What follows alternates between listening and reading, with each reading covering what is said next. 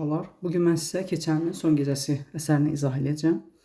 Deməli, birinci hissədə hadisələr 20-ci əsrin 60-cı illərində baş verir, yəni belə başlayır. Bakıda baş verir. Əsərdə bizim günlərdə Bakıda baş verib yazılıb.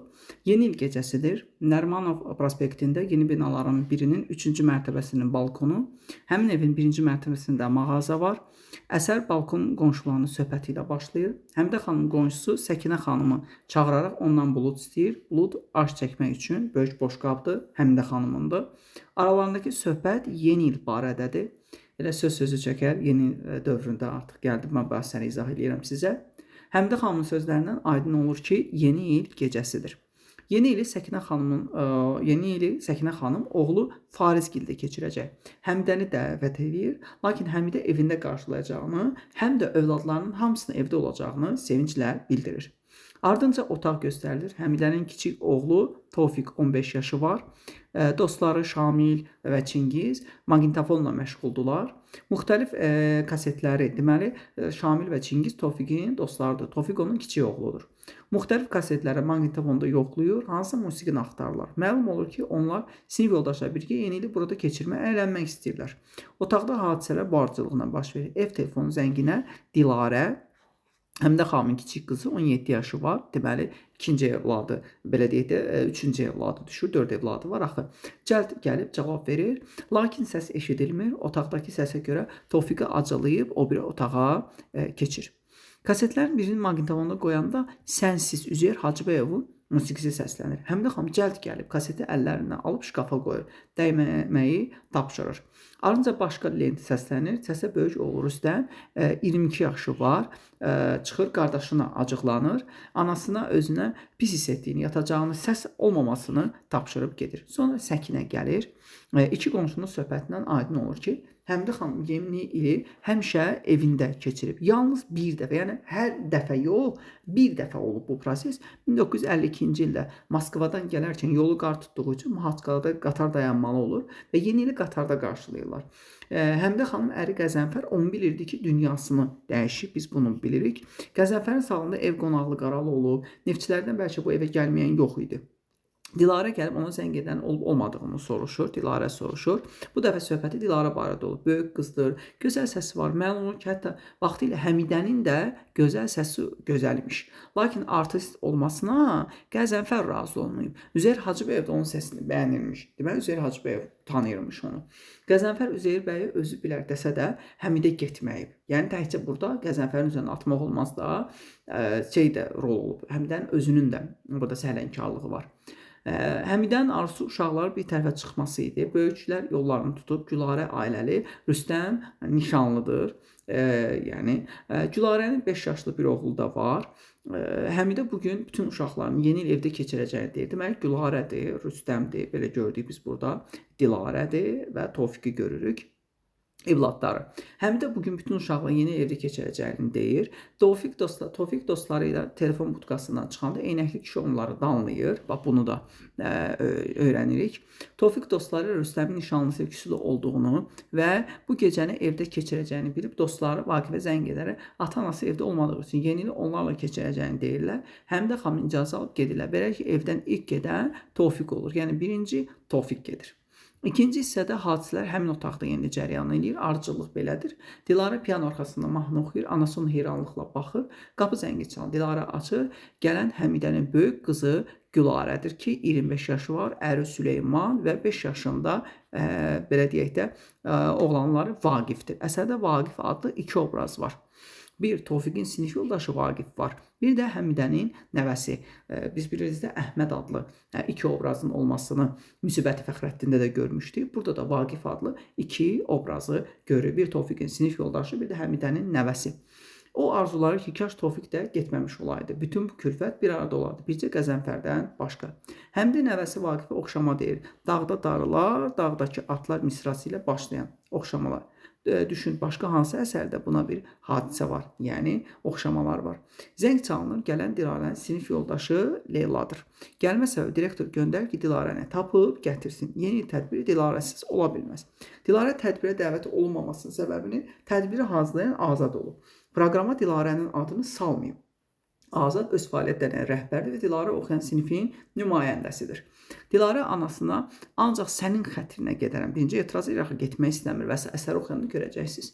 Və Leyla ilə birgə getdi. Demək, evdən ikinci gedən Dilarədir. Elə ki, aşağıdan yuxarı bücür gedirlər. Birinci Tofiq getdi, indi Dilarə getdi. Süleymanla Gülarənin söhbətini rast gəlirik. Məlum olur ki, yeni ili Süleymanın müdirgilli keçirəcəklər. Vaqifi burada qoymağa gəliblər. Yəni Həmidə ilə bir yeri keçirməyə gəlməyiblər.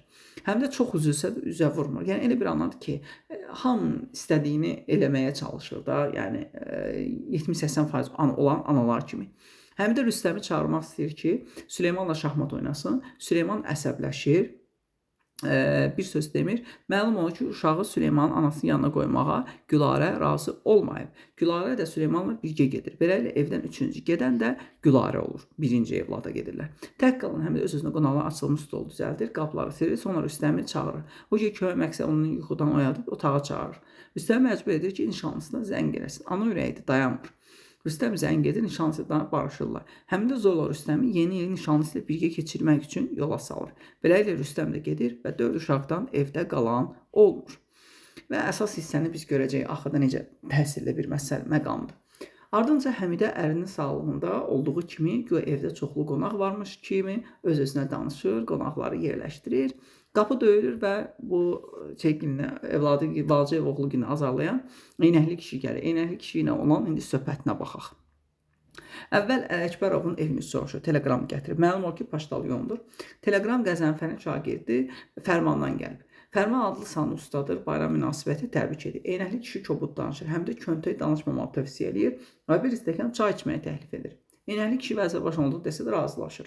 Eynəkli kişi ilə Həmidənin söhbətindəki əsas məqamlar. Hələ 3 telegram qalıb. Onları da verəndən sonra yatacaq.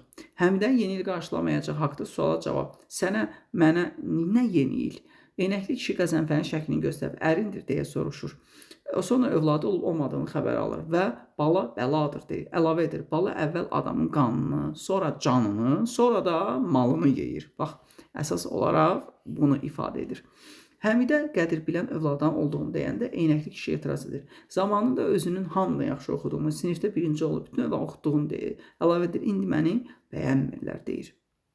Həmidə öz övladının razı olduğunu deyəndə hanı gözümə dəymirlər deyir. Eynəkli kişi öz övladlarını gilə güzar edir, amma Həmidə eləmir.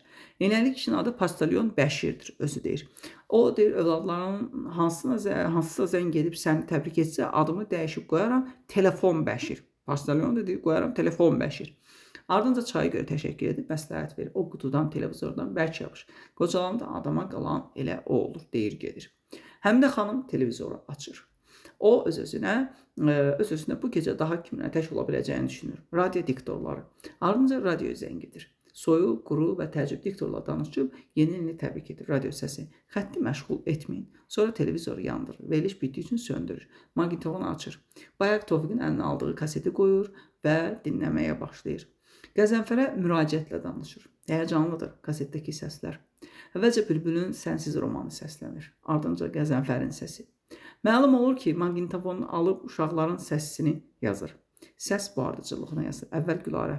Atam bugün maqnitofon alıb. Dilarə. Bugün hava istidir. Rüstəm. Bugün hava soyuqdur. Dilarə. Arşın malalandan oxuyur. Rüstəm. Əkil-vəkil qoş idi. Sonra Həmidənin səsi. Qəzənfərə. Özün danış. Qəzənfərin danışığı. Şair də, filosof da deyirəm. Adi fəhləyəm. Adım sanım var. Bir gün mən olmayanda uşaqlar sənə əmanətdir.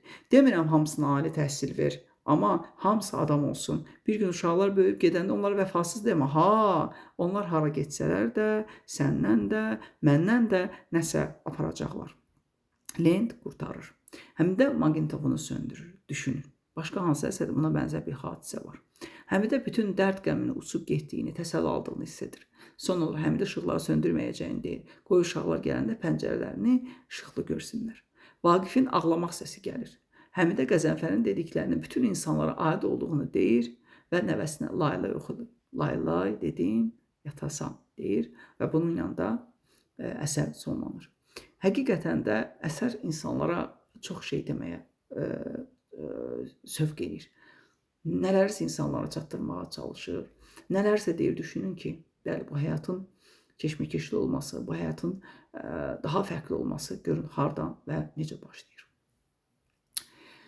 Əsər nəsrlə dramatik növdə, dram janrında yazılıb, həyatı əks etdirmə üsulu göstərmədir, 2 hissəlidir, mövzusu ailə məişətidir. Lakin əsərdə bir ailənin timsalında qlobal məsələ valideyn-övlad problemi qaldırılmışdır. Burada Həmidə və Eynəkli kişidir, əsas obraz isə Həmidə xaladır. Yəni 11 il keçməsinə baxmayaraq, Həmidə xala, yəni yoldaşının ölümündən o hələ də unutmur. Yaxşı, belə deyək də, Səkinə ilə danışıb məlum olmuş, sağlığında qabaqcıl, yaxşı işçi, qonaqçı, ailəsinə dəyər verən olub. Həmidə ilə Eynəkli kişini birləşdirən tənhalıqdır, amma fərq ondadır ki, biri evladlarına bitərəf çıxır, yəni tərəfsiz, biri amma evladlarının tərəfində dayanır. Burada evladlarının, belə deyək də, bədbinliyi yaratmır, onların hara, necə getməyini doğru göstərir, yol göstərir onlara. Məsəl üçün, Gülarə gedəndə bir qızının, belə deyək də, Dilarəni oradan adını çıxarsa, getmək istəməsə də anası onu başa salır. Ondan sonra oğlunun belə deyək, nişanlısından ayrılmasını bilsə də onu eləyir ki, özü tək qalıb axırda ki, oğlu ilə də, amma onu məcbur edir ki, yox sən get. Yəni bu ana ürəyidir də, necəsə olarsa. Və əsərdə bir də nəsillər arasında bir ümumiyyətlə problem ailə bağlarıdır, onların qırılmazlığıdır, vətəndaş borcu kimidir. Bir də əsərdə nəsillər arasında varislik prinsipi olması, mütləqliyi göstərilir. Nəsillər arasında əlaqədir. Əsərdə şifahi xalq ədəbiyyatına oxşama laylalar var. Hər iki nümunə Həmidə xalanın dilindəndir. Əsər bu gün də öz mənəvi dəyərini itirməyib. Gələn dəfə isə inşallah mən sizə Talvar əsəri, çünki bunu bura qarışdırmaq istəmirəm. Çünki Talvarda elə məqamlar var ki, ona diqqət yetirmək lazımdır. Talvar və dərs növbəti dərsdə danışacağım. Sağ olun, salamat qalın.